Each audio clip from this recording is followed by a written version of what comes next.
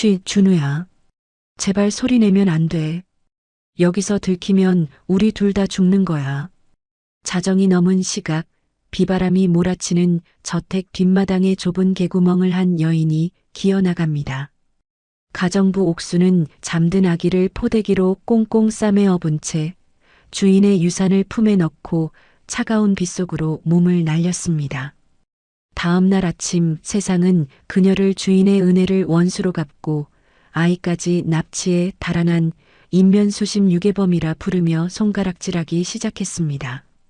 30년 동안 이름도 숨긴 채 비린내 나는 시장통 구석에서 짐승처럼 숨어 살아야 했던 여자.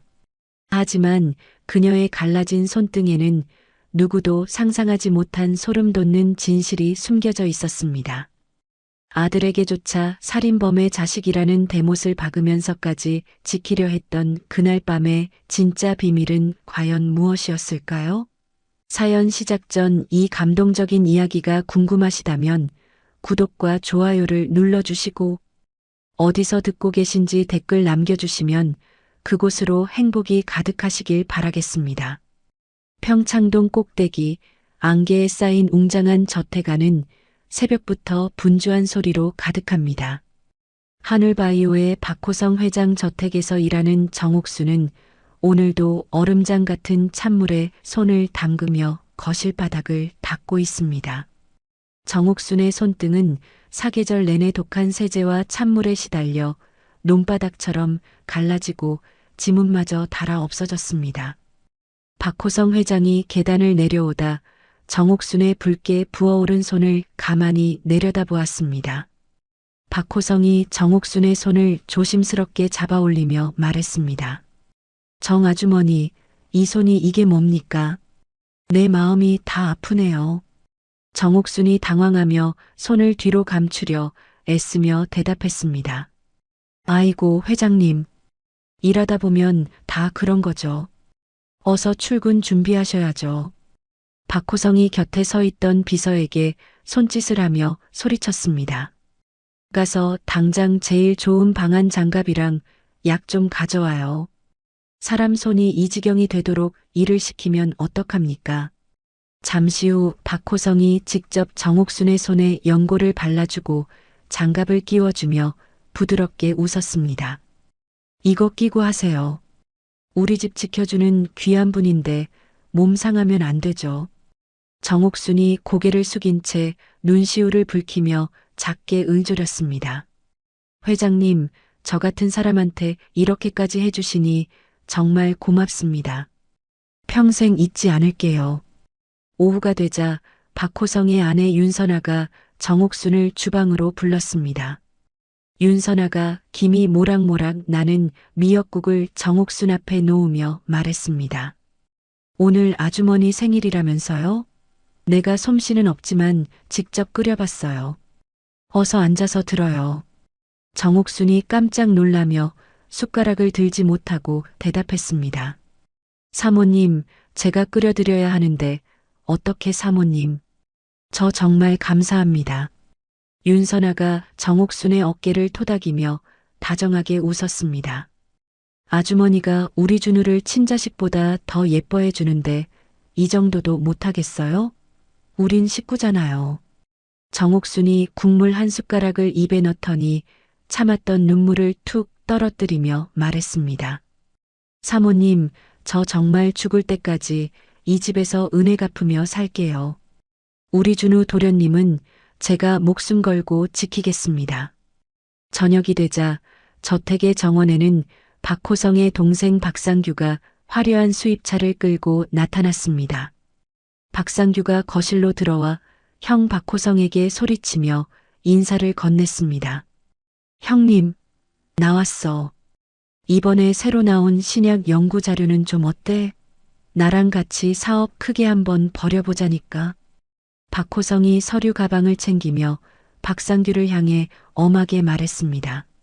너는 사업보다 사람부터 되어라. 연구 자료는 함부로 보여주는 게 아니야.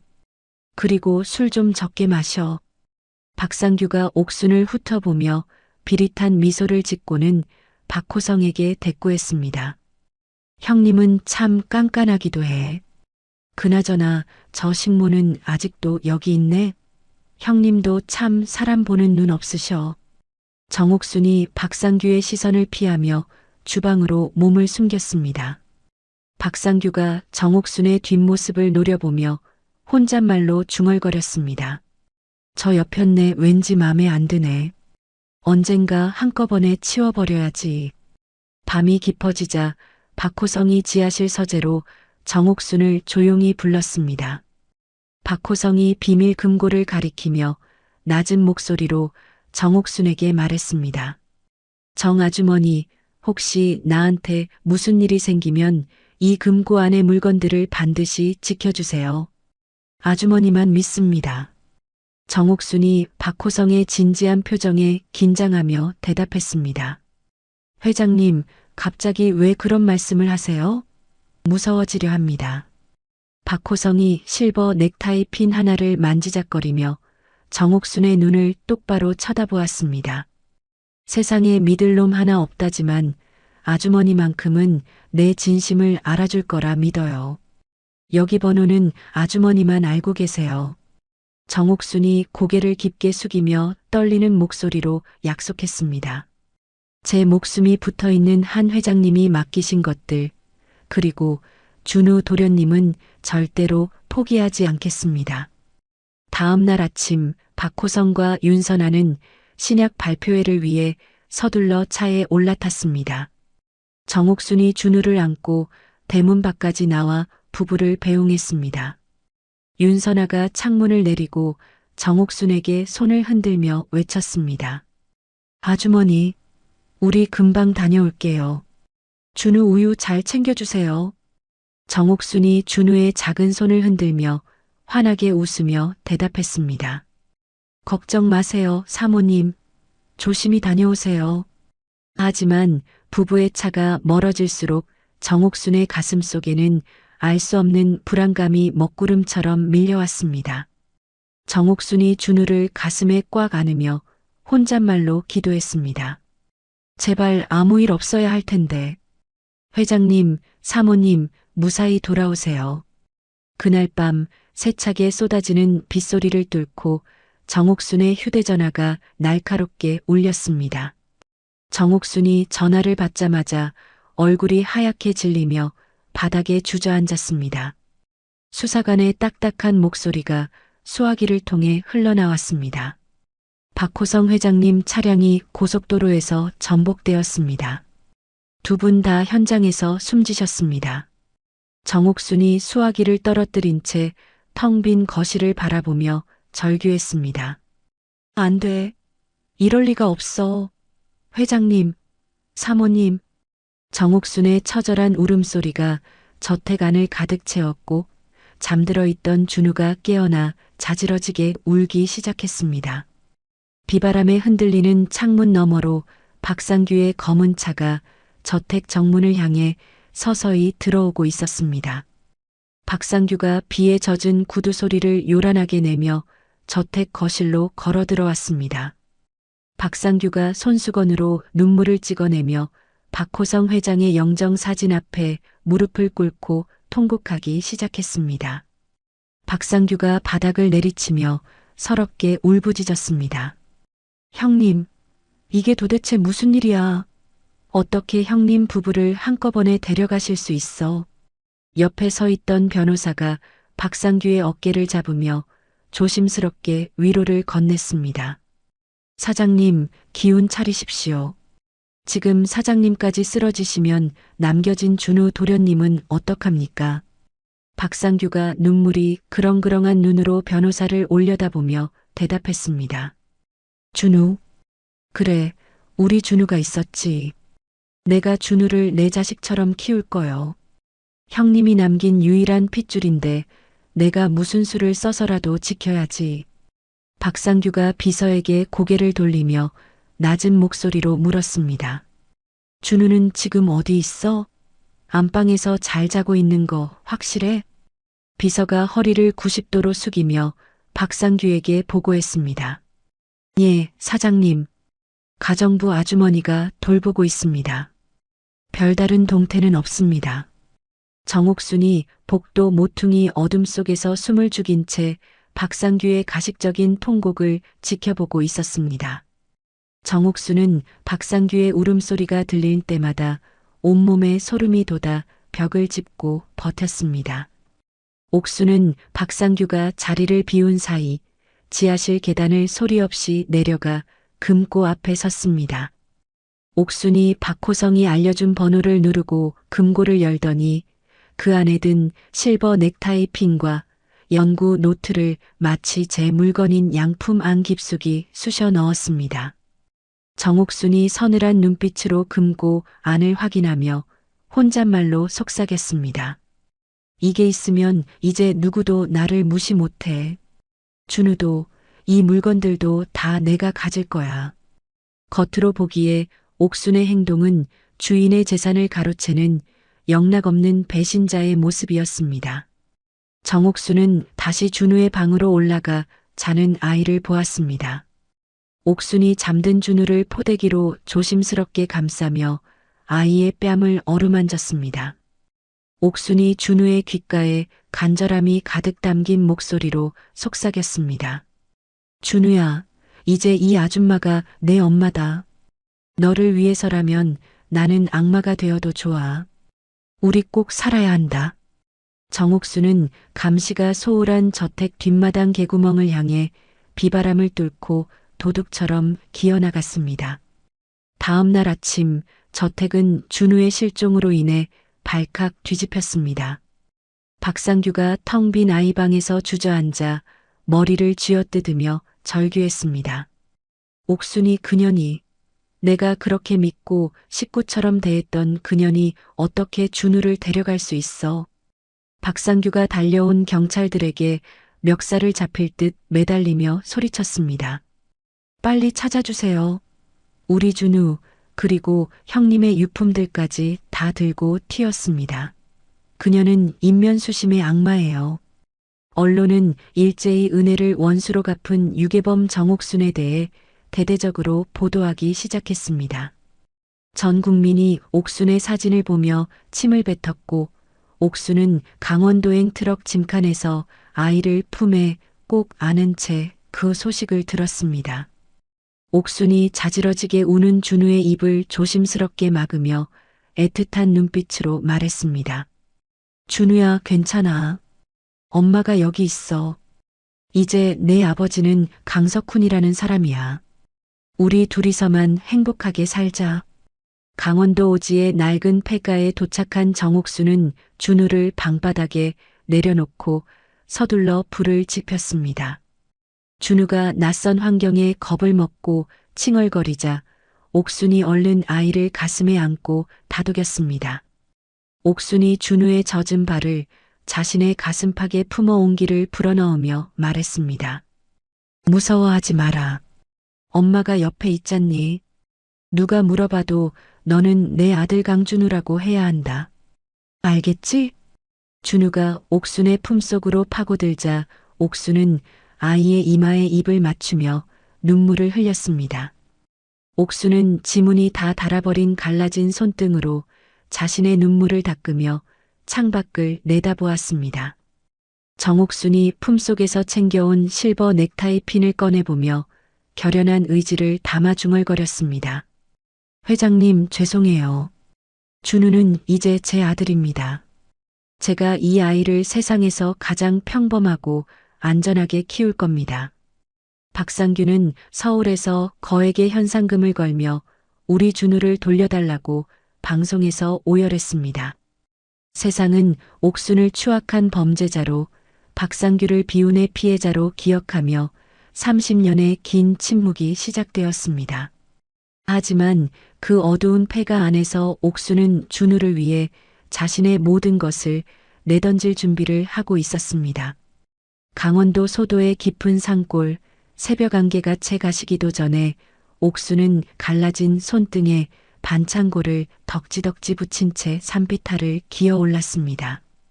지늘기 손톱 밑까지 파고들어 쓰라렸지만 옥순은 귀한 약초 하나라도 더 찾으려 눈을 부라리며 숲을 뒤졌습니다. 옥순이 흙 묻은 산더덕을 조심스럽게 바구니에 담으며 혼잣말로 속삭였습니다. 이거라도 팔아서 우리 준우 좋아하는 고등어라도 한 토막 사가야지. 내 몸뚱이야 부서져도 우리 아들 배는 골리면 안 돼. 산에서 내려온 옥순이 비린내 나는 소도 시장통 귀퉁이에 낡은 좌판을 깔자 옆자리 생선가게 주인이 발로 옥순이 바구니를 툭 치며 쏘아붙였습니다. 이 할멈 또 왔네. 여기서 흙먼지 날리면 내 장사 다 망치니까 당장 저리 안 치워요. 옥순이 비린내 나는 앞치마에 거친 손을 닦으며 비굴하게 허리를 숙였습니다. 사장님, 한 번만 봐주세요. 구석에서 조용히 있다가 금방 갈게요. 우리 아들 공부시켜야 해서 그래요. 생선가게 상인이 옥순의 머리 위로 생선 핏물을 털어내며 대답했습니다.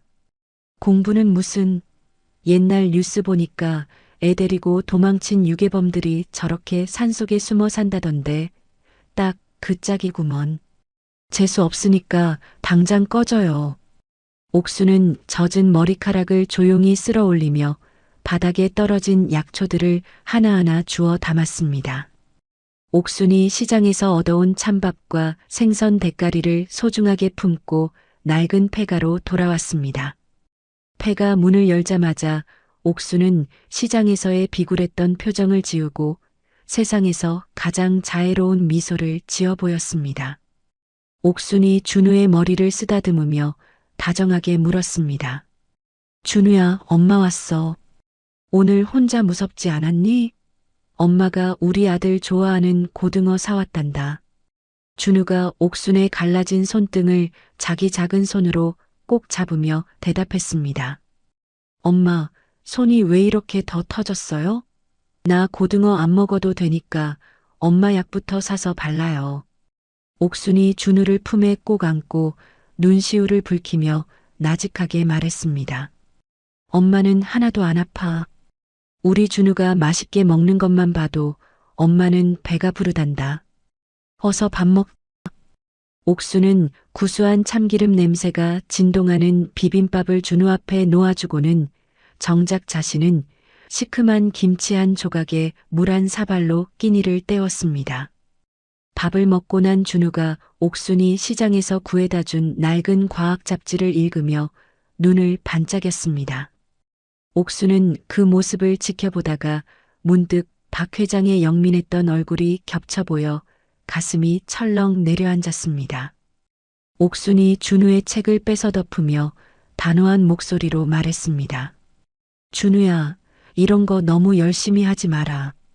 그냥 남들 하는 만큼만 하고 밖에서는 절대로 아는 척하면 안 된다. 알겠지? 준우가 의아한 표정으로 옥순을 올려다보며 물었습니다. 엄마, 나는 공부하는 게 제일 재밌는데 왜 숨겨야 해요? 내가 잘하는 게 왜 나쁜 거예요? 옥순이 준우의 어깨를 꽉 잡고 간절한 눈빛을 보내며 대답했습니다. 나쁜 게 아니라 위험해서 그래. 세상 사람들은 너같이 똑똑한 아이를 가만두지 않는단다. 엄마 말 들어. 넌 그냥 내 아들로만 살면 돼. 옥수는 준우를 다시 품에 안았지만 아이의 천재성이 드러날수록 언젠가 박상규의 사냥개들이 찾아낼지도 모른다는 공포에 몸을 떨었습니다. 어느 날 오후 고요하던 시장 골목에 검은 양복을 입은 사내들이 험악한 인상을 쓰며 들이닥쳤습니다. 박상규의 수하인 해결사대가 옥순의 좌판을 발로 차엎으며 옆 상인에게 차갑게 물었습니다. 어이, 여기 흉터 있는 아이랑 사는 늙은 여자 있지? 숨겨주면 너희도 무사하지 못할 줄 알아. 멀리서 그 광경을 목격한 옥수는 심장이 멎는 듯한 공포를 느끼며 폐가로 미친 듯이 뛰어갔습니다. 집에 도착한 옥순이 마당에서 놀던 준우를 낚아채듯 안으며 다급하게 속삭였습니다. 준우야, 당장 저 뒤간 구덩이 안으로 들어가. 누가 물어도 절대 소리 내면 안 된다. 알겠지? 엄마 믿지? 준우가 겁에 질린 채 옥순의 손을 꼭 잡으며 고개를 끄덕였습니다. 엄마, 나 무서워요. 엄마는 어떡하고요?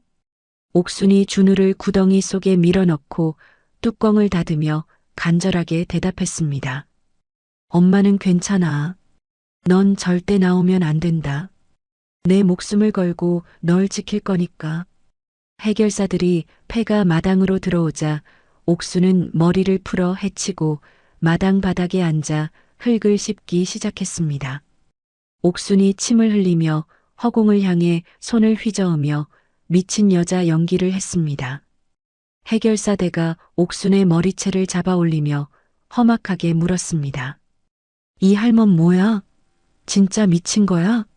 혹시 꼬맹이 하나 못 봤어? 옥순이 초점 없는 눈으로 사내를 바라보며 희죽희죽 웃으며 대답했습니다. 아이고, 나리들 오셨네. 우리 강아지 밥 줘야 하는데 별이 어디 갔나? 별 잡으러 가야지. 사내들이 더러운 옥순의 모습에 인상을 찌푸리며 침을 뱉고는 발길질을 한 번 더 하고 밖으로 나갔습니다. 옥순은 온몸이 흙투성이가 되면서도 준우가 숨어있는 구덩이 쪽으로는 눈길 한 번 주지 않았습니다. 사내들이 멀리 사라진 것을 확인하고서야 옥순은 기어가듯 구덩이 문을 열었습니다. 옥순이 떨리는 손으로 준우를 끌어올려 품에 꽉 안고 오열했습니다. 준우야, 미안하다. 엄마 때문에 우리 아들이 이런 곳에. 정말 미안해. 준우가 옥순의 피 묻은 얼굴을 작은 손으로 닦아주며 떨리는 목소리로 물었습니다. 엄마, 저 사람들이 찾는 게 엄마가 맨날 장독대 밑에서 몰래 보는 그 핀 때문이에요? 그게 도대체 뭔데 우리를 괴롭혀요? 옥순이 준우의 질문에 소스라치게 놀라며 아이의 입을 틀어막았습니다. 그건 알 거 없다. 죽을 때까지 입 밖으로 꺼내지도 마. 그건 내 아버지가 남긴 저주 같은 거야. 옥수는 그날 밤 준우를 씻겨주며 갈라진 손등으로 아이의 마른 등을 오래도록 쓸어내렸습니다. 준우는 잠든 옥순의 손을 잡고 결심한 듯 장독대 밑을 파헤쳐 실버 넥타이 핀을 꺼내 보았습니다.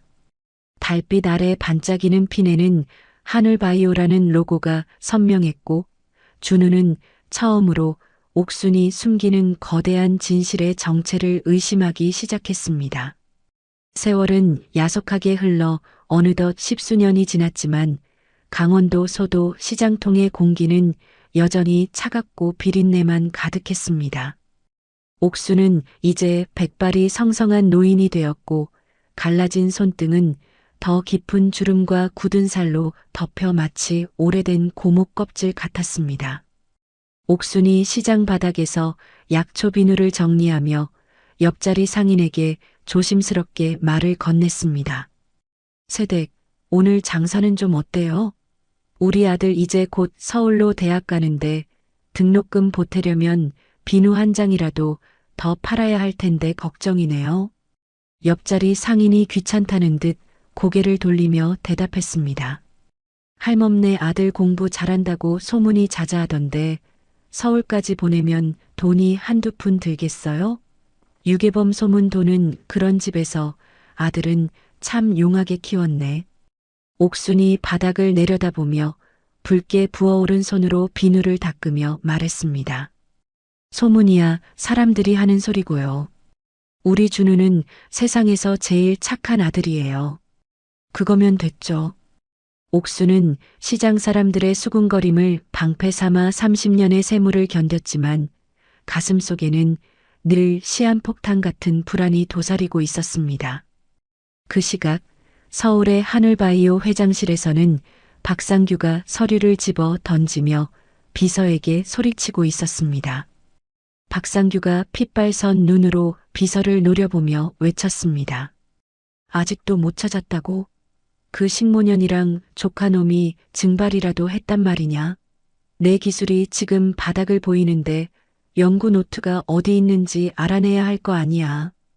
비서가 바들바들 떨며 고개를 숙이고 대답했습니다. 회장님, 죄송합니다. 전국을 다 뒤지고 있습니다만 정옥순이라는 이름으로는 흔적조차 없습니다. 아무래도 이름을 바꾸고 숨은 것 같습니다. 박상규가 책상을 내리치며 숨을 몰아쉬었습니다. 그녀는 형님이 남긴 은혜를 원수로 갚고 내 앞길까지 막고 있어. 어떻게든 찾아내. 살아있으면 내 발밑에 무릎 꿇리고 죽었으면 시체라도 찾아와. 박상규의 욕망은 시간이 지날수록 광기로 변했고 하늘바이오의 무너져가는 기술력을 메우기 위해 사라진 조카 준우를 향한 집착은 더욱 거세졌습니다. 준우는 고등학교 졸업을 앞두고 전교 1등 성적표를 들고 집으로 돌아왔습니다. 옥순이 성적표를 보더니 기뻐하기는커녕 얼굴이 하얗게 질려 성적표를 찢으려 들었습니다. 옥순이 바들바들 떨리는 손으로 성적표를 움켜쥐며 준우에게 소리쳤습니다. 준우야, 내가 말했지. 눈에 띄지 말라고. 왜 자꾸 이렇게 잘해서 사람들의 주목을 받으려 들어. 너는 그냥 평범하게 살아야 해. 준우가 옥순의 손에서 성적표를 뺏으며 단호한 목소리로 대답했습니다. 엄마, 저 이번에 서울에 있는 명문대 갈 거예요. 공부해서 우리 가난 끝내드리고 싶어요. 엄마 그 갈라진 손등 이제 내가 고쳐드리고 싶다고요. 옥순이 준우의 뺨을 때리려다 멈추고는 바닥에 주저앉아 통곡하며 말했습니다. 안 된다. 서울은 절대 안 돼. 거기는 괴물들이 사는 곳이야. 내 아버지 강석훈이 거기서 무슨 일을 당했는지 알아? 너까지 잃을 수는 없어. 준우가 옥순을 품에 안으며 눈물을 흘리며 약속했습니다. 엄마, 걱정하지 마세요. 저 선생님 될게요. 엄마가 원하는 대로 사범대 가서 조용히 교사로 살게요. 그러니까 제발 서울 보내주세요. 옥수는 준우의 간절한 눈빛에 이기지 못해 결국 고개를 끄덕였지만 준우가 잠든 뒤 몰래 마당 장독대 밑으로 가서 박 회장의 넥타이 핀을 확인하며 밤새 기도를 올렸습니다. 준우는 옥순에게 사범대에 가겠다고 거짓말을 했지만 사실은 몰래 전공을 바꾸어 하늘바이오의 핵심 기술인 바이오 공학부에 합격했습니다. 준우는 짐을 싸면서 옥순의 눈을 피하며 나직하게 물었습니다. 엄마, 진짜 내 아버지가 강석훈이라는 사람이 맞아요? 왜 우리 집엔 사진 한 장 없어요? 엄마는 왜 그 핀을 볼 때마다 그렇게 우는 거예요? 옥순이 지문이 다 닳아버린 손으로 준우의 옷가지를 정리하며 차가운 목소리로 대답했습니다. 말했잖니. 살인범 사진을 어디다 두겠어. 그 핀은 내 아버지가 저지른 죄의 대가로 가져온 거니까 쳐다보지도 마라. 서울 가서도 절대 나서지 말고 없는 듯이 평범하게 살아야 해. 준우가 옥순의 눈을 똑바로 쳐다보며 말했습니다. 엄마, 저 다 알고 있어요. 엄마가 나 지키려고 얼마나 무서운 거짓말들을 해왔는지. 저 이제 어른이에요. 제가 다 밝혀내고 엄마 명예도 되찾아드릴 거예요. 옥순이 준우의 입을 틀어막으며 소스라치게 놀라 주변을 살피고는 속삭였습니다. 입 닥쳐. 명예 같은 거 필요 없어. 너만 살아남으면 돼. 제발 엄마 말 들어. 서울 가서 하늘바이오 근처에는 발도 들이지 마라. 약속해. 준우는 옥순의 겁에 질린 눈동자를 보며 말없이 고개를 끄덕였지만 가슴속에는 이미 작은아버지 박상규의 제국을 무너뜨릴 거대한 폭풍을 품고 있었습니다. 준우가 서울행 버스에 오르는 날 옥순은 시장에서 사온 따뜻한 떡을 아들의 손에 쥐어주었습니다. 옥순이 준우의 거친 손을 어루만지며 눈물을 훔치며 말했습니다. 준우야, 힘들면 언제든 돌아와라. 엄마는 항상 여기서 너 기다리고 있을 테니까. 밥 굶지 말고 몸 아끼고. 준우가 버스 창가에 앉아 옥순을 내려다보며 씩씩하게 웃으며 대답했습니다. 엄마, 나 금방 성공해서 데리러 올게요.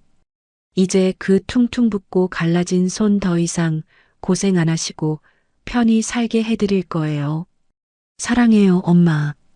버스가 먼지를 일으키며 떠나가자 옥수는 홀로 남은 정류장에서 한참 동안 손을 흔들었습니다.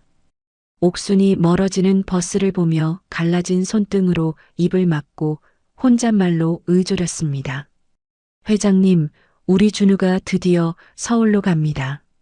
제발 우리 아들, 아니 회장님 아들 지켜주세요. 그 악마 같은 박상규 눈에 띄지 않게 도와주세요.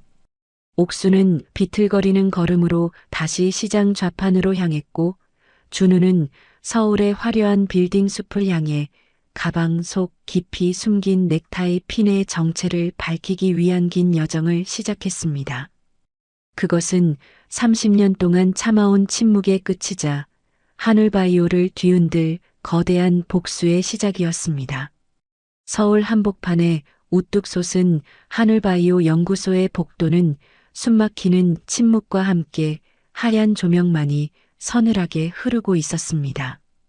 준우는 몰래 전공을 바꾼 것도 모자라 이곳에 인턴 연구원으로 잠입하는 데 성공했습니다. 준우가 실험 가운의 옷깃을 매만지며 연구소 로비에 걸린 박호성 회장의 사진을 뚫어지게 바라보았습니다. 준우의 곁을 지나가던 수석 연구원 김 차장이 준우의 어깨를 툭 치며 물었습니다. 강준우 씨, 첫 출근부터 뭘 그렇게 넋을 놓고 보고 있어요? 박 회장님 아는 분이라도 됩니까? 준우가 황급히 고개를 숙여 인사하며 대답했습니다. 아닙니다. 그냥 우리나라 제약업계의 거물이라기에 신기해서 봤습니다. 오늘 제가 할 일은 무엇입니까? 김 차장이 차트 뭉치를 준우에게 건네며 귀찮다는 듯 말했습니다. 일단 저기 데이터베이스 정리부터 해요. 박상규 회장님이 이번 신약 발표 때문에 아주 예민하시니까 실수하면 바로 짐 싸야 할 겁니다. 준우는 김 차장이 멀어지는 것을 확인하고는 가슴속 깊이 숨겨온 실버 넥타이 핀의 감촉을 느끼며 입술을 꽉 깨물었습니다. 잠시 후 연구소 복도가 일순간 조용해지더니 화려한 정장을 입은 박상규가 경호원들을 대동하고 나타났습니다. 박상규가 준우의 실험대 앞을 지나가다 멈춰서서 준우를 위아래로 훑어보았습니다. 박상규가 한쪽 입꼬리를 올리며 준우에게 차갑게 물었습니다. 자네가 이번에 수석으로 들어왔다는 그 신입인가? 인상이 낯이 익은데 고향이 어디인가? 준우가 심장이 터질 듯한 공포를 억누르며 바닥을 보고 대답했습니다. 강원도 소도에서 왔습니다. 회장님을 뵐 수 있어 영광입니다. 박상규가 준우의 어깨를 강하게 쥐어짜며 낮은 목소리로 속삭였습니다. 소도라. 촌놈치고는 눈빛이 아주 살아있군. 열심히 해보게. 내 밑에서 충성하면 큰 보상이 따를 테니까. 박상규가 멀어지자 준우는 다리에 힘이 풀려 의자를 붙잡고 거친 숨을 내몰아 쉬었습니다. 준우가 박상규의 뒷모습을 노려보며 주먹을 쥐고 혼잣말로 중얼거렸습니다. 작은아버지, 당신이 우리 엄마를 어떻게 만들었는지 하나하나 다 밝혀내고 말겠어. 그날 밤 준우는 모두가 퇴근한 연구소의 전산실로 몰래 숨어 들어갔습니다. 준우가 떨리는 손가락으로 키보드를 두드리며 30년 전의 비공개 수사 기록 파일을 찾아내었습니다. 준우의 눈앞에 나타난 파일의 제목은 박호성 회장 부부 살해 및 영아 유괴 사건 보고서였습니다. 준우가 마우스를 내려 기록을 읽어내려가다 갑자기 눈동자가 심하게 흔들리기 시작했습니다. 보고서의 용의자 명단에 주범 가정부 정옥순, 공범 내연남 강석훈이라는 글자가 핏빛처럼 선명하게 적혀 있었습니다. 준우가 모니터를 손으로 짚으며 믿기지 않는다는 듯 신음했습니다. 강석훈, 내 아버지 이름이 왜 여기에 있어? 우리 엄마가 회장님을 죽인 살인범과 짜고 나를 유괴했다고? 준우는 옥순이 평생 자신에게 했던 너는 살인범의 자식이다라는 말이 단순한 거짓말이 아니었음을 깨닫고 절망에 빠졌습니다. 준우가 머리를 감싸 쥐고 책상에 엎드려 소리 없이 울먹이며 말했습니다. 엄마, 그래서 나보고 서울 오지 말라고 한 거야? 내가 그 살인범의 아들이라 들킬까봐? 한편 강원도 소도 시장통에서는 옥순이 여느 때처럼 비누를 팔며 준우에게서 올 전화를 기다리고 있었습니다. 옥순의 시장 좌판 앞으로 검은 선글라스를 쓴 사내가 다가와 사진 한 장을 들이밀었습니다. 박상규의 수하인 해결사가 옥순의 멱살을 잡아 올리며 험악하게 물었습니다. 정옥순, 드디어 찾았네. 30년이나 숨어 살면 모를 줄 알았어? 당장 그 애새끼랑 연구 노트 어디 있는지 불어. 옥순이 멱살을 잡힌 채로 침을 뱉으며 도끼 어린 눈으로 대답했습니다. 누구신데 남의 장사 방해해요. 경찰 부르기 전에 당장 이거 놔요. 사람 잘못 보셨어. 해결사가 옥순의 뺨을 세차게 내리치며 옥순의 바구니를 발로 걷어차 버렸습니다. 연기 그만해. 내 아들 강준우 여기 있는 거 다 알고 왔으니까. 옥순은 해결사의 입에서 준우의 이름이 나오자마자 사색이 되어 바닥에 주저앉았습니다.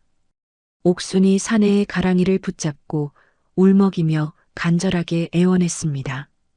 제발 우리 아들은 아무것도 몰라요. 내가 다 훔쳤고 내가 다 저질렀으니 나만 잡아가세요. 우리 아들은 건드리지 마세요. 그때 옥순의 낡은 가방 안에서 준우의 전화가 울리기 시작했습니다. 해결사가 옥순의 가방을 빼서 전화를 확인하더니 비릿한 웃음을 지으며 전화를 받았습니다. 준우의 낮은 목소리가 수화기 너머로 흘러나왔습니다. 엄마, 나 엄마한테 확인할 게 있어. 해결사가 전화를 귀에 대고 준우에게 차가운 목소리로 말했습니다. 강준우군? 내 어머니가 지금 나랑 아주 재미있게 놀고 있는데 너도 곧 와야겠어. 준우의 목소리가 순식간에 굳어지며 다급하게 소리쳤습니다. 누구야? 당신 누구인데 우리 엄마 목소리가 들려. 당장 엄마 받고.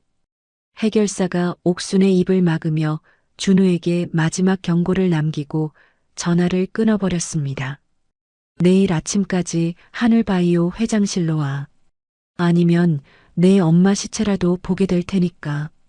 준우는 끊어진 전화를 붙잡고 텅 빈 전산실에서 미친 듯이 소리를 질렀습니다. 준우가 다시 모니터 속의 수사 기록을 쳐다보며 갈등에 휩싸인 채 중얼거렸습니다. 엄마가 유괴범이든 아버지가 살인범이든 상관없어. 일단 엄마부터 살려야 해. 준우는 아버지가 남긴 실버 넥타이 핀을 손에 꽉 쥐고 연구소 밖으로 뛰어나갔습니다. 옥수는 시장 바닥에서 차가운 바닥에 질질 끌려가면서도 준우의 이름을 부르며 오열했습니다. 옥순이 하늘을 보며 박호성 회장을 향해 마지막 기도를 올렸습니다. 회장님, 제발 우리 도련님 살려주세요. 제가 죽어도 좋으니 준우만은 제발 살려주세요. 박상규는 자신의 저택 침실에서 와인을 마시며 30년 만에 돌아온 사냥감을 맞이할 준비를 하고 있었습니다. 하늘바이오의 화려한 간판 뒤로 옥순의 희생과 준우의 분노가 뒤섞인 처절한 결전의 서막이 오르고 있었습니다. 여러분, 옥순 씨의 그 처절한 고백이 들리시나요? 아들을 살리기 위해 스스로 악마가 되기를 자처했던 어머니의 진심이 과연 준우에게 닿을 수 있을까요? 준우가 발견한 그 수사 기록의 진실은 과연 무엇일까요? 다음 날 아침 8시 준우는 붉게 충혈된 눈을 비비며 하늘바이오 회장실 앞 무거운 대리석 복도에 섰습니다. 준우는 품 안의 실버 넥타이 핀을 손에 꼭 쥐고 터질 것 같은 심장 소리를 외면하며 문을 열었습니다. 박상규가 호화로운 가죽 의자에 앉아 거드름을 피우며 준우를 향해 비릿한 미소를 지었습니다. 박상규가 찻잔을 내려놓으며 준우에게 차가운 목소리로 말했습니다. 왔나? 생각보다 일찍 왔군. 역시 그 식모년 아들답게 발걸음이 아주 가벼워. 준우가 책상을 내리치며 핏발 선 눈으로 박상규를 노려보며 외쳤습니다. 우리 엄마 어디 있어? 당신이 원하는 게 뭐야? 당장 엄마 내놓으라고. 박상규가 벽면에 설치된 대형 모니터를 가리키며 준우에게 대답했습니다. 진정해라. 내 어머니는 지금 아주 안전한 곳에서 나랑 진실 게임을 하는 중이니까. 모니터 안에는 어두운 창고 바닥에 결박된 채 쓰러져 있는 옥순의 모습이 선명하게 나타났습니다. 준우가 모니터 속의 옥순을 보며 주먹을 꽉 쥐고 소리 없이 오열했습니다. 그 시각 차가운 물기가 가득한 창고 안에서 옥순은 입안에 고인 피를 뱉어내며 박상규의 부하들을 노려보았습니다. 해결사가 옥순의 머리채를 휘어잡으며 험악한 인상을 쓰고 물었습니다. 야, 이 할망구야. 곱게 말할 때 풀어라. 박 회장이 남긴 연구 노트랑 그 실버핀 어디 있어? 옥순이 갈라진 손등으로 바닥을 긁으며 도끼 서린 목소리로 대답했습니다. 아무것도 모른다고 했잖아. 내가 다 훔쳤고 내가 다 팔아먹었어. 우리 준우는 건드리지 마. 해결사가 옥순의 배를 걷어차며 옥순의 얼굴에 침을 뱉고는 말했습니다. 거짓말 좀 그만해. 내 아들이 하늘바이오 연구소에서 무슨 짓을 하고 있는지 우리가 모를 줄 알아? 옥순은 고통에 몸을 비틀면서도 준우가 위험에 처했다는 사실에 가슴이 찢어지는 비명을 질렀습니다. 옥순이 하늘을 보며 정신을 잃어가는 와중에도 나직하게 속삭였습니다.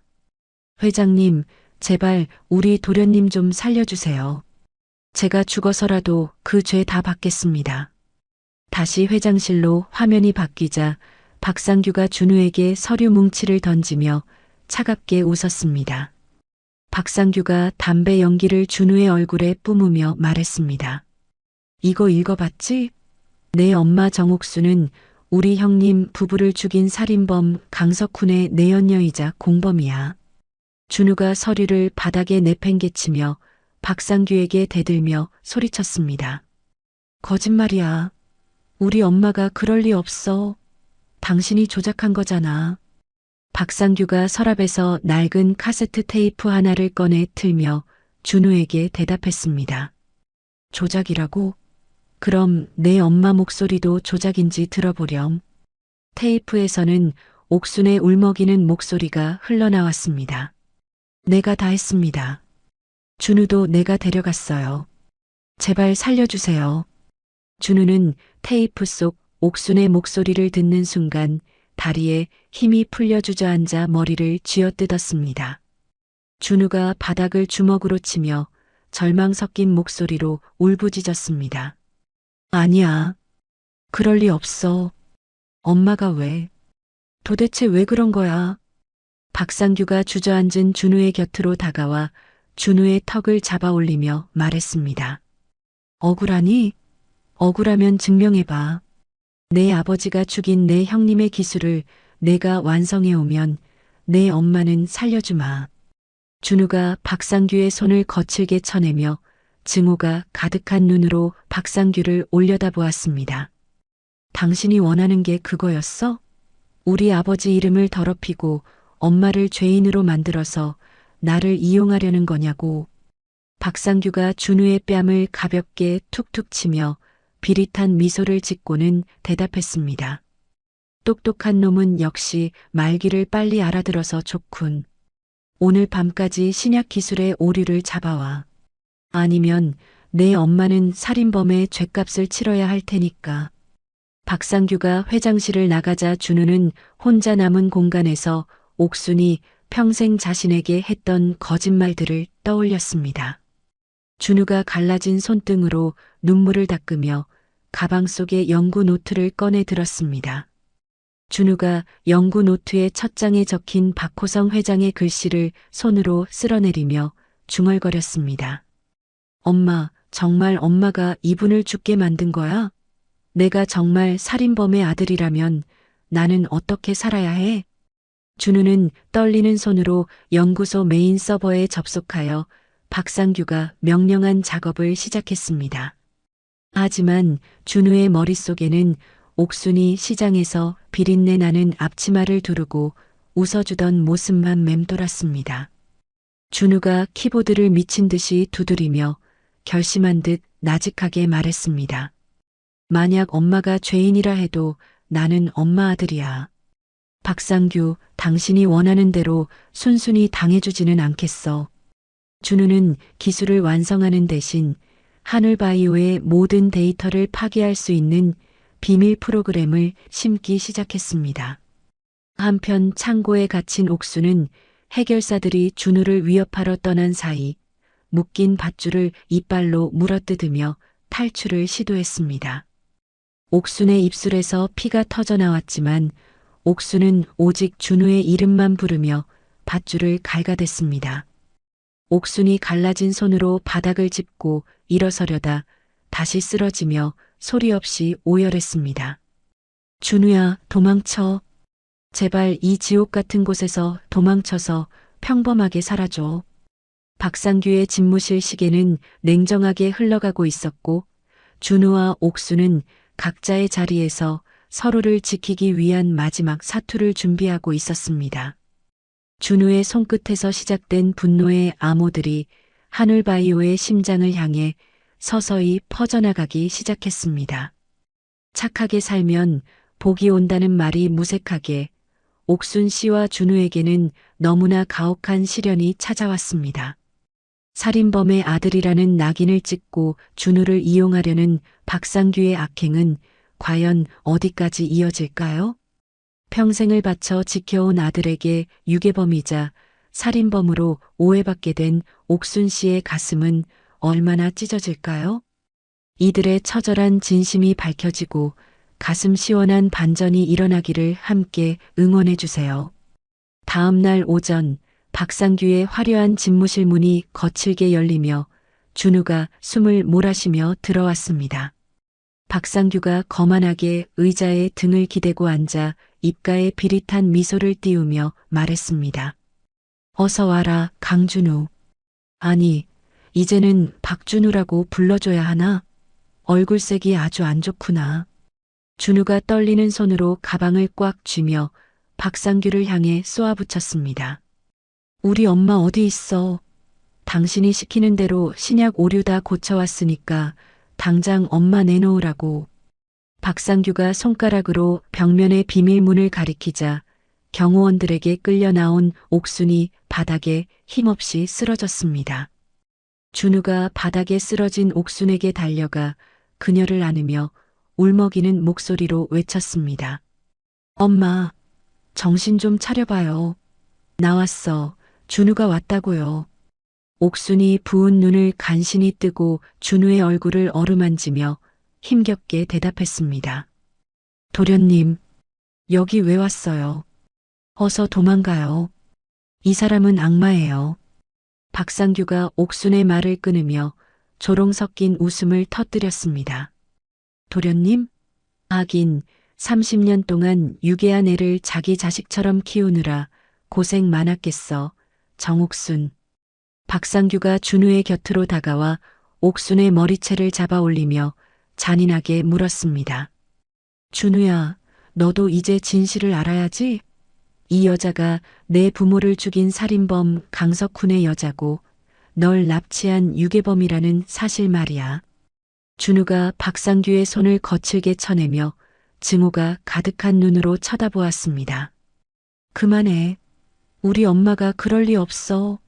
당신이 조작한 수사 기록 내가 다 봤단 말이야. 박상규가 준우의 뺨을 가볍게 치며 비아냥거리는 말투로 대답했습니다. 조작? 천만에. 내 엄마 입으로 직접 자백한 영상도 있는데 뭘 더 바래? 넌 평생 살인범의 자식으로 살 운명이야. 옥순이 바닥을 긁으며 박상규의 구두를 붙잡고 간절하게 애원했습니다. 회장님, 제가 다 잘못했습니다. 제가 훔쳤고 제가 유괴했습니다. 제발 우리 준우는 건드리지 마세요. 준우가 옥순의 갈라진 손등을 잡으며 뜨거운 눈물을 뚝뚝 흘렸습니다. 엄마, 왜 자꾸 엄마가 했다고 그래요? 나 지키려고 그러는 거 내가 모를 줄 알았어. 준우가 천천히 일어나 품 안에서 박호성 회장의 유품인 실버 넥타이 핀을 꺼내 보였습니다. 박상규가 핀을 보는 순간 눈동자가 탐욕으로 번뜩이며 손을 내밀었습니다. 그래, 그거야. 형님이 남긴 마지막 유산. 당장 내놔. 준우가 핀을 꽉 쥐고 박상규를 향해 서늘한 미소를 지으며 말했습니다. 당신이 그토록 찾던 게 이거였지? 근데 어쩌나 이 핀이 당신의 범죄를 증명해줄 단서거든. 준우가 핀 뒷면에 아주 작은 단자를 자신의 노트북에 연결하자 집무실 대형 화면에 영상 하나가 나타났습니다. 30년 전 박상규가 어두운 차 안에서 누군가에게 지시하는 음성이 방 안을 가득 채웠습니다. 형님, 차 브레이크 확실히 손봐뒀지? 사고 나면 바로 저 가정부년이랑 그 남편한테 덮어씌워. 준우 그놈도 같이 처리하고. 박상규의 얼굴이 순식간에 흑빛으로 변하며 비명을 지르듯 외쳤습니다. 이게 뭐야? 당장 꺼. 저건 조작된 거야. 준우가 화면을 가리키며 핏발선 눈으로 박상규에게 소리쳤습니다. 조작이라고? 우리 아버지가 돌아가시기 직전에 입고 계시던 옷에 당신의 살인 공모를 이 핀에 다 녹음해 두셨어. 옥순이 믿기지 않는다는 듯 화면을 바라보며 가슴을 쥐어짜며 오열했습니다. 회장님, 역시 모든 걸 알고 계셨군요. 저를 믿고 이걸 맡기셨던 거였어요. 준우가 박상규를 향해 한 걸음 다가가며 분노가 서린 목소리로 대답했습니다. 우리 엄마는 30년 동안 당신한테 내가 죽을까봐 스스로 유괴범이 되기를 자처했어. 나를 살인자의 자식으로 키우면서까지 당신 눈을 피했던 거라고. 박상규가 경호원들에게 소리치며 발악을 시작했습니다. 뭐해? 당장 저놈 잡아. 저 핀 빼서. 하지만 집무실 문이 열리며 미리 준우가 연락해둔 경찰들과 수사관들이 들이닥쳤습니다. 수사관이 박상규의 팔에 수갑을 채우며 딱딱한 목소리로 말했습니다. 박상규 씨, 당신을 살인 공모 및 증거 조작 혐의로 체포합니다. 묵비권을 행사할 수 있습니다. 박상규가 바닥에 주저앉아 헛웃음을 지으며 수사관에게 소리쳤습니다. 내가 하늘바이오 회장이야. 너희가 감히 나를 건드려. 저 식모년이 다 꾸민 일이라고. 준우가 끌려가는 박상규의 뒷모습에 대고 차갑게 마지막 경고를 날렸습니다. 당신이 훔친 기술들, 내가 심어둔 프로그램으로 이미 다 무용지물 됐어. 하늘바이오는 이제 다시 우리 아버지 이름으로 돌아갈 거야. 박상규가 비참하게 끌려나가자 집무실에는 정적과 함께 옥순의 흐느낌 소리만 남았습니다. 준우가 무릎을 꿇고 옥순을 품에 꼭 안으며 목 놓아 울었습니다. 엄마, 미안해. 내가 그것도 모르고 엄마를 원망했어. 나 살리려고 그 지옥을 견딘 줄도 모르고. 옥순이 준우의 얼굴을 갈라진 손등으로 닦아주며 환하게 웃으며 대답했습니다. 아니야, 준우야. 내가 이렇게 잘 자라준 것만으로도 나는 충분해. 이제 도련님이 아니라 내 아들이라고 불러도 되는 거지? 준우가 옥순의 손을 자신의 얼굴에 갖다 대며 더 크게 울먹였습니다. 당연하죠, 엄마. 평생 내 엄마야. 이제 다시는 아무데도 가지 마요. 준우는 옥순을 업고 화려하지만 차가웠던 하늘바이오 저택을 향해 천천히 걸음을 옮겼습니다.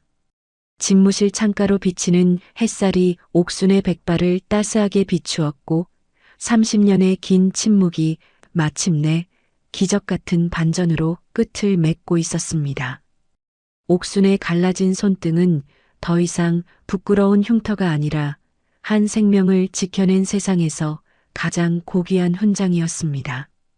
준우의 가슴 속에 맺혔던 응어리는 눈물이 되어 씻겨 내려갔고 두 사람의 발걸음은 이제 절망이 아닌 희망을 향해 나아가고 있었습니다.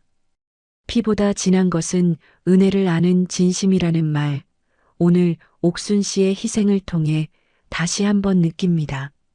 자신을 유괴범이라 믿게 하면서까지 아들을 지키려 했던 어머니의 그 처절한 사랑이 여러분의 가슴에도 닿았나요? 이제 박상규의 악행이 천하에 드러났으니 준우와 옥순 씨 앞에는 꽃길만 펼쳐지기를 간절히 바랍니다. 하늘바이오 본사 대강당은 수많은 주주와 취재진으로 발 디딜 틈 없이 북적였습니다. 단상 위에 선 준우가 짙은 감색 정장을 매만지며 마이크 앞에 섰습니다. 준우가 강당을 가득 메운 사람들을 차분하게 둘러보며 입을 열었습니다. 안녕하십니까? 박호성 회장의 아들 박준우입니다. 그동안 우리 회사를 가로챘던 어둠의 시간을 끝내고 진실을 바로잡으려 이 자리에 섰습니다. 객석에서 웅성거리는 소리가 터져나오자 준우가 단호하게 서류 뭉치를 들어 보이며 말을 이었습니다. 박상규 씨가 저지른 모든 조작과 횡령의 증거를 검찰에 제출했습니다. 오늘부로 박상규 씨의 모든 권한은 박탈되었음을 선포합니다. 주주들이 박수를 치며 환호하자 옆에 서 있던 김 변호사가 서류를 정리하며 준우에게 속삭였습니다. 박준우 대표님, 이제 모든 지분이 정상적으로 돌아왔습니다. 정말 고생 많으셨습니다. 준우가 김 변호사의 손을 꽉 잡으며 대답했습니다. 변호사님, 이제 시작입니다. 우리 아버지가 꿈꿨던 정직한 회사를 다시 세워야죠. 그 시각 법정 입구에서는 수갑을 찬 박상규가 교도관들에게 끌려 나오고 있었습니다. 박상규가 몰려든 기자들의 카메라를 향해 삿대질하며 고함을 질렀습니다. 이거나 내가 하늘바이오의 주인이야. 저 식모년이랑 조카놈이 짠 연극이라고. 내 돈 다 어디 갔어? 기자들이 마이크를 들이대며 박상규에게 질문을 쏟아냈습니다. 30년 전 형님 부부를 살해하려 했다는 녹취록이 공개됐는데 인정하십니까? 박상규가 바닥에 침을 뱉으며 광기 어린 눈으로 소리쳤습니다. 닥쳐. 다들 한통 속이지? 정옥순 그년만 아니었어도 내 세상이었는데. 박상규는 결국 비참하게 호송차에 올랐고 전 재산이 몰수되었다는 판결이 라디오를 통해 전국으로 울려 퍼졌습니다. 병원 침대에 앉아 회복 중이던 옥수는 준우가 가져온 낡은 유언장 원본을 손으로 쓸어내렸습니다. 옥순이 노란 종이 위에 적힌 박호성의 지장을 보며 눈물을 뚝뚝 떨어뜨렸습니다. 회장님, 드디어 약속을 지켰습니다. 도련님이 제자리를 찾았어요. 이제 편히 쉬세요. 준우가 병실 문을 열고 들어와 옥순의 갈라진 손을 잡으며 다정하게 말했습니다. 엄마, 이제 울지 마요. 박상규는 이제 다시는 우리 앞에 나타나지 못할 거예요. 그리고 강석훈이라는 이름도 이제 세상에서 영원히 사라졌어요. 옥순이 준우의 손등을 어루만지며 환하게 웃으며 대답했습니다. 고맙다, 준우야. 내가 이렇게 늠름하게 자라준 게 내 평생의 보람이야. 이제 나는 더 바랄 게 없다. 준우가 옥순의 어깨를 감싸 안으며 옥순의 귀에 대고 속삭였습니다. 엄마, 이제 큰 집으로 가요. 아버지 저택에서 우리 같이 살아요. 제가 제일 좋은 방으로 꾸며놨어요. 하지만 옥순은 고개를 저으며 창밖의 시장 거리를 아련하게 쳐다보았습니다. 옥순이 준우의 손을 놓으며 조용히 자신의 뜻을 전했습니다. 준우야, 나는 그 화려한 집이 어색하단다. 비린내 나는 시장통 사람들이랑 지내는 게 내 몸엔 더 잘 맞아. 거기서 비누 만들며 살고 싶어. 준우가 깜짝 놀라 옥순의 얼굴을 살피며 다시 물었습니다. 엄마, 왜요? 거기서 얼마나 고생을 하셨는데 또 거기로 가시겠다는 거예요? 옥순이 준우의 뺨을 갈라진 손등으로 부드럽게 비비며 대답했습니다. 거기서 너를 키웠잖니. 내 인생에서 가장 힘들었지만 너랑 함께한 가장 소중한 곳이기도 해. 나 거기서 작은 비누 공방 하나만 차려주렴. 준우는 옥순의 고집을 꺾을 수 없다는 것을 깨닫고 옥순의 뜻을 존중하기로 했습니다. 일주일 후 준우는 옥순이 장사하던 시장 골목을 통째로 현대식으로 개조하기 시작했습니다. 준우가 공사 현장을 지휘하며 옆에 있던 비서에게 엄하게 지시했습니다. 어머니를 괴롭혔던 상인들은 전부 계약 해지하세요. 그리고 어머니께 따뜻한 밥 한 끼라도 대접했던 분들께는 파격적인 혜택을 드리세요. 옥순의 옆자리에서 생선을 팔던 상인이 준우 앞에 무릎을 꿇으며 애원했습니다. 도련님, 제가 몰라보고 죽을 죄를 지었습니다. 한 번만 용서해 주세요. 제 생선 가게만은 살려주세요. 준우가 상인을 차갑게 내려다보며 대답했습니다. 어머니 머리 위에 생선 핏물을 붓던 날을 기억하십니까? 당신 같은 사람에겐 우리 어머니 곁을 내줄 수 없습니다. 당장 나가세요. 준우는 옥순을 도왔던 가난한 상인들에게는 무상으로 점포를 임대해주며 옥순의 명예를 완전히 회복시켜 주었습니다. 옥순은 시장 한가운데 자리 잡은 작고 예쁜 비누 공방 순수의 문을 열었습니다. 옥순이 앞치마를 두르고 비누를 빚으며 공방 안으로 들어온 준우에게 말했습니다. 준우야, 이 향기 좀 맡아봐라. 예전엔 비린내만 났는데 이제는 꽃향기가 진동을 하는구나. 준우가 옥순의 갈라진 손등에 값비싼 보습 연고를 정성스럽게 발라주며 대답했습니다. 엄마, 이 손이 우리 회사를 살리고 나를 살린 거예요. 하늘바이오에서 이번에 새로 나오는 치료제 이름도 어머니 이름을 따서 지었어요. 옥순이 깜짝 놀라 눈을 크게 뜨며 준우에게 되물었습니다. 치료제 이름이 내 이름이라고? 아이고, 이 늙은이 이름이 약에 들어가서 되겠니? 준우가 옥순의 손에 입을 맞추며 장난스럽게 웃으며 말했습니다. 옥순의 진심이라는 약이에요. 사람들의 상처를 치료해주는 약이죠. 어머니가 나를 키운 그 진심이 약이 된 거예요. 하늘바이오 본사 로비에는 이제 커다란 사진 3장이 나란히 걸렸습니다. 박호성 회장 부부의 사진 옆에 옥순의 사진이 걸렸습니다. 준우가 사진 아래에 사랑하는 엄마 정옥순이라는 문구를 새기며 지나가는 직원들에게 말했습니다. 저 사진 속의 여인이 내 또 다른 진짜 어머니입니다. 피 한 방울 섞이지 않았지만 나를 위해 평생을 바친 분이죠. 준우는 법적으로도 옥순을 자신의 어머니로 입적하며 30년의 거짓된 신분을 완전히 지워버렸습니다. 옥순은 이제 살인범의 내연녀 강씨 할멈이 아니라 대한민국 제약 거물의 어머니 정옥순으로 다시 태어났습니다. 어느 날 저녁 옥순과 준우는 공방 뒷방에서 따뜻한 된장찌개를 끓여 마주 앉았습니다. 옥순이 준우의 밥 위에 생선살을 발라 올려주며 흐뭇하게 웃었습니다. 준우야, 이제야 다리가 쭉 펴지는구나. 밤마다 누가 쫓아오는 꿈을 꿨는데 이제는 그런 꿈 안 꾼다. 준우가 밥 한 숟가락을 크게 떠먹으며 옥순에게 대답했습니다.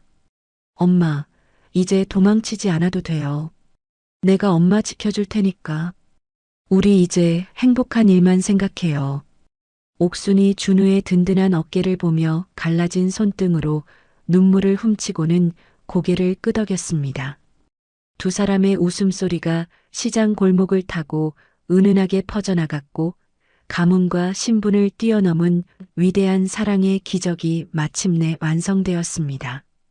하늘에 계신 박 회장님 부부도 지금의 이 모습을 보며 흐뭇하게 웃고 계시겠죠? 준우와 옥순 씨가 비로소 평온한 저녁을 맞이하게 되었습니다. 따스한 봄볕이 내리쬐는 오후 박호성 회장 부부가 잠든 묘역은 만개한 진달래꽃으로 붉게 물들어 있었습니다. 박준우가 정성스럽게 깎은 과일과 맑은 술 한 잔을 묘비 앞에 올리며 정옥순의 손을 꽉 잡았습니다. 박준우가 묘비를 향해 듬직한 목소리로 말을 건넸습니다. 아버지, 어머니, 저 준우예요. 30년 만에 이제야 제대로 인사를 올립니다. 옆에 계신 이분이 저를 지켜주신 정옥순 어머니세요. 정옥순이 갈라진 손등으로 눈물을 닦으며 묘비를 향해 깊이 머리를 숙였습니다. 회장님, 사모님, 약속대로 우리 도련님 훌륭하게 키워서 데려왔습니다. 이제 두 분 곁에서 마음 편히 쉬세요. 정말 죄송하고 또 고맙습니다. 박준우가 정옥순의 어깨를 감싸 안으며 맑은 하늘을 올려다보았습니다. 어머니, 이제 죄송하다는 말씀 마세요. 아버님도 어머니께 고맙다고 하실 거예요. 우리를 지켜준 건 어머니의 그 따뜻한 진심이었으니까요. 정옥순이 박준우의 손을 어루만지며 대답했습니다. 준우야, 나는 그저 회장님께 받은 은혜를 갚은 것뿐이란다.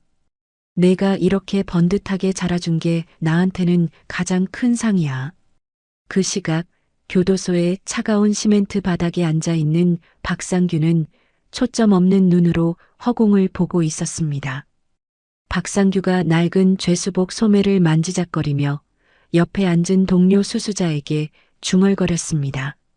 이봐, 내가 하늘바이오 회장 박상규야.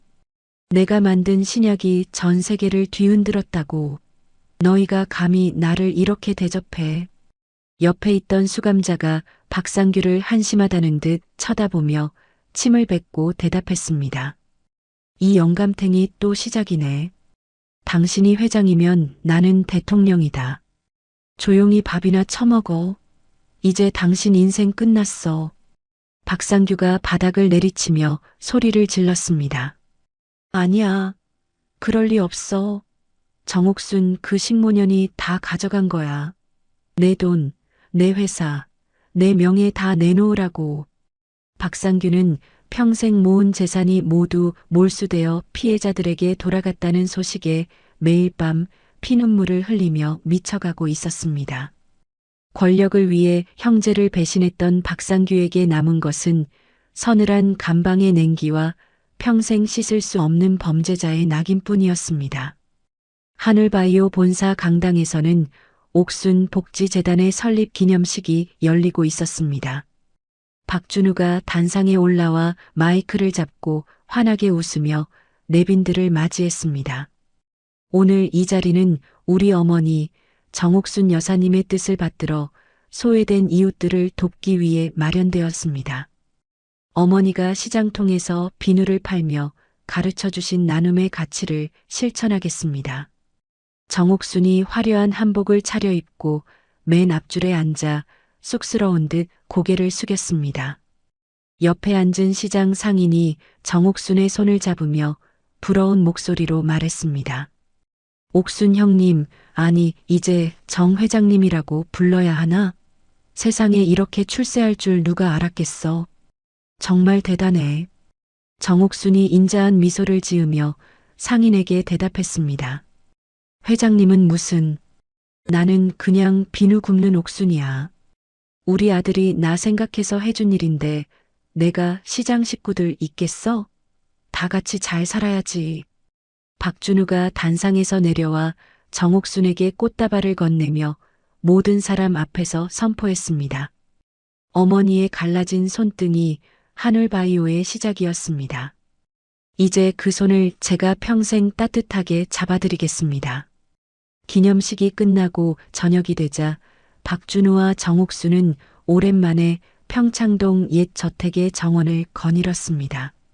정옥순이 정원 한 구석에 핀 목련꽃을 보며 옛 생각에 잠긴 듯 말했습니다.